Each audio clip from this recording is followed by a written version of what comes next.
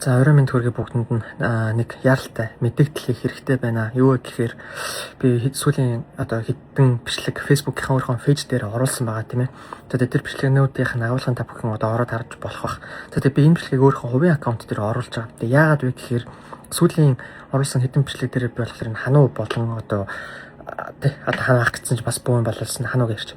Хануу болон босод хүмүүсийн ингээд асуудлуудыг хэд хэдэн ингээд сэвсэн. Тэгээд тэр дундуур нь би нэг зүйлийг хальт анзаарсан. Тэгээд тэр нь тэр хануу ингээд мэдээлэл оруулсан. Тэрнээс нь болоод тухайн постн дээр айгүй химэл ингээд дайралтад орж ирсэн. Тэрийг би ингээд талт анзаарчихэд хүү эн чинь юу болоод байна? Чи зохион байгуулалттай юм шүү. Юу л гэж жоохон сэжиг төрөхтөдий бас нэг бичлэг хийсэн. За тэгээ тэрний үг гэхээр нүүрсний хулгай, яасис улс төрчтэй холбоотой гэд хийсэн чинь миний Facebook-ийн яг тухайн бичлэг болон тэрнээс хойш бүх бичлэг бас өмнө оруулж ирсэн бүх бичлэгүүд дээр ингээд мянгаараа ингээд янз бүрийн реакшнууд ингээд нэг бичлэг дээр хахаа нөгөөд төр нь зүрх нөгөөд төр нь лайк гэдэг яг нэг реакшн бүх бичлэгүүд дээр ингээд бүр мянгаараа ингээд асар бичлэгүүд дээр орчих. Тэгээ үзэлтнээрээс явахгүй. За тэгсэн чинь энэ нь болохоор би яг юм юу гэдэг халтаж болохгүй хүмүүсийн тэр зүйлд нь халтцсан юм шиг байна.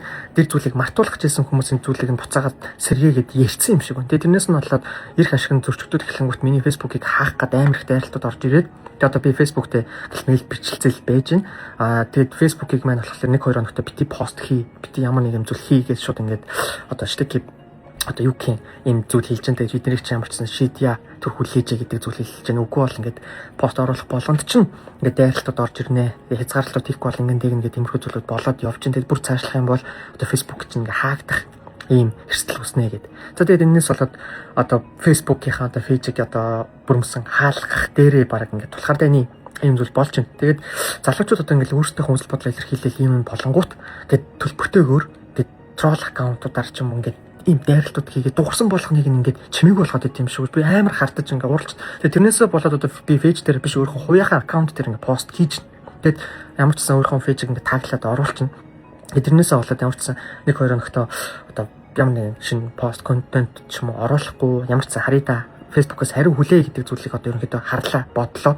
Тэгээд бас уур хурж байна. Тийм. Залуучууд ингээл үзэл бодлоо илэрхийлээл нийгэмдэр энэ болохгүй энэ болохгүй энэ болж байна. Гэхдээ яагаад ийм байгаа ингээд зарим нэг зүйлийг хардаад гаргаж ирснийхаа төлөө ингээд нийгмээс ингээд тэр бүх хүмүүсийн сошиал сувгуудыг ингээд хаалгаад байдсан бол энд Монголд чи ямар нэгэн тийм шудрах зүйл гэж байгаа юм уу? Би үнэхээр гайхаж. Тэгээд амар бухимдаж уур хурж байна. Тэгээд юу гэдэг нүүрсний хулгай чинь арда хэдэн 10 тэрбумтай хүмүүс бол хэдэн 100 тэрбум хэдэн мянга бүр хэдэн тэрлэнээр ингээд идэж байгаа гарууд байх юм бол тэнцэнэ хэдэн 100 саяыг бол Facebook цацхад бол бүссэн хүнээ нийгмээс ингээд арчих боломжтой болчих. За тэр хануу болон бусад хүмүүсийн асуудал нь бол ингээд арчдаг тий. Нийгэм нь угаасаа тэр хүмүүсийн ингээд өөртөө шийдээд цагдаа шүүхэн шийдээд явд юм биш. Гэхдээ ямар үед энэ хүмүүсийн асуудлыг гарч ирсэн чинь энэ асуудлыг яагаад улам ингэж өөхшүүлж бүр ингэж нийгэм даяараа ингээд савж байгаа тэр би ингээд зүгээр сэжиг төрсөн бохгүй юу? Би бас адилхан ингээд бас дургуутсан. За тэгэнгүүт тэр учрал гээл тэр урбан толгойг хийдэг хүнээс ахуулаад тийм ээ. Хөрс үхийн хүн байсан гэх мэтчлэн.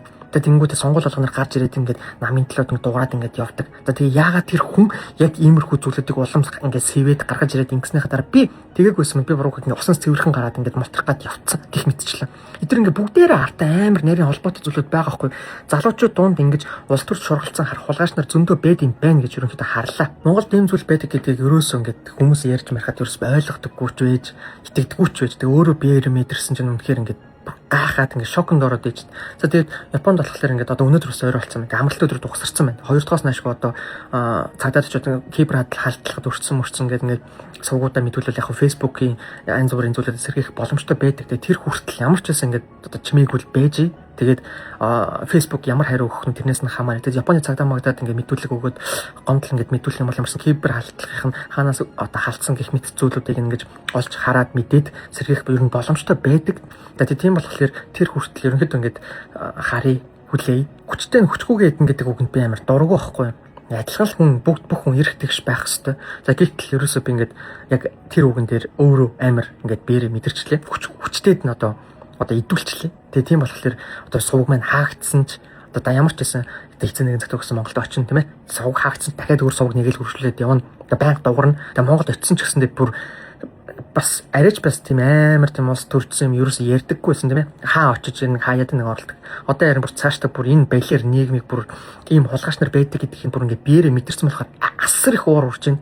Тэгэд энэ бичлэгийг ингээд та бүхэн ингээд шеэрлээ түгээгээд миний фэйсбүүкийн пэйж одоо тэр зүйлийг одоо хандлтыг тийм ориг хүмүүс ингээд комент бичээд яг монгол хэлээр ч юм уу кириллээр ч юм ингээд комент бичээд яг шеэрлээд группэд шеэрлээд өөрсдөн дээр шеэрлээд тэрэн дээр ингээд гарчигтай шеэрлжиж ерөнхийдөө тэр ингээд хатлахуудаас ингээд одоо байгаа энэ зүйл ингээд арилна. Тэр нь болохоор та бүхнээс тэгж одоо хүсэж байна. Тэгж өгөөч гэж одоо хүсэж байна гэх юм уу тийм ээ.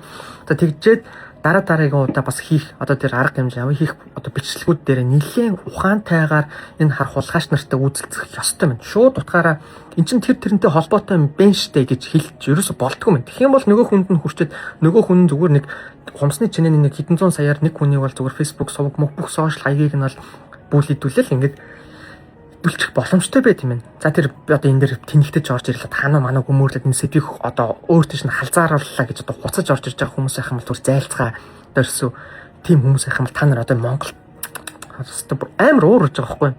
Нүдэн дээр болоод байгаа зүйлийг харж чадахгүй зүгээр нэг зүйлийг хараад ингээд тахын улс төрчцээр цаанч нугаас тийм зүйл болоод байна. Тэр ханаа манаагийн асуудал тэр бүгднгийн тэгэл бүр зайлуулмаар санагдаад байгаа байхгүй юу? Тийм болохоор одоо энэ дэр залуучууд жоохон ухаалаг баймаар энэ бүр болохгүй бол одоо өөр яад ямар арга тэмцэл юу байдیں судлалыг одоо тэгэл тэмцдэг одоо тийм залуучуудыг бүрдүүлж одоо тийм ээ одоо шудраг нэмийг бүгдээхийн тулд одоо өөрсдөө л бид нэр одоо хичээхгүй бол одоо өөр бидний өмнөөс хэн хичээх юм бидний үр хүүхд ямар нийгэмд амьдрах гээд байгаа юм бэ гэдэг одоо зүйл айгүй их санаа зовоож байна. За тэгээд ямар ч гэсэн сайхан амарцгаагаараа тэгээд та бүхнээс одоо тэг хүсэж байна. Тэг манай миний сувгийг одоо яг ориг хүмүүсийн одоо реакшн хандлтаар ингээд ямар ч гэсэн одоо оруулаад авраад өгөөрэй. Тэгээд ямар ч гэсэн тэг цаашдаа бичлэг контентууд оруулна. Тэгээд соён гэгэрүүл одоо сонирхолтой контентууд оруулдаг байсан. Тэгээд дундуур нь ингээд бас өөрийнхөө үзэл бодлоо илэрхийлээд улс төрийн талаар янз бүрийн юмны талаар дуурдаг байсан. Тэрийг одоо яад юм байгаа ямар ч гэсэн бодож байгаа ухаалгаар ямар ч гэсэн улс төрчдийн эсрэг одоо үзэлцээл гэж одоо бодлоо одоо